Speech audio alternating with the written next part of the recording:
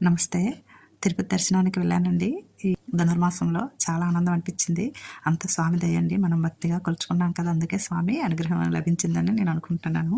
ధనుర్మాసంలో మనం తిరుపతి ప్రవచనాలని చెప్పుకుంటున్నాం కదండి, దాని అర్థాన్ని ఇప్పటి వరకు 3వ పాసురం వరకు చెప్పానండి. అలాగా ఈ 4 రోజులు తిరుపతిలో ఉండడం వల్ల చెప్పలేకపోయాను. ఇక నుంచి 4వ పాసురం అండి మనం చెప్పుకుందాము. గోదాదేవి వరుణ దేవుడిని అర్థిస్తూ ఇలా ఆదేశిస్తున్నదండి. ఏంటంటే భక్తితో భగవంతుడిని మనం పరిపూర్ణంగా భక్తితో ఉండేటప్పుడు మనం ప్రకృతిని శాసించగలమండి.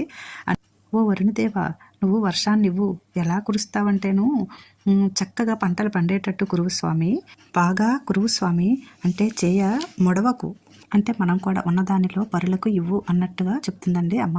అంటే హే మేఘమా, సముద్రం మధ్యలోకి వెళ్ళు, మునుగు, పొట్టండా తాగు, బాగా పైకి వెళ్ళి గర్జించు, ధారాళంగా కురువు. అలా అని ఊరులు మునిగేటట్టు, పాడి పంటలు మునిగేటట్టు కాకుండా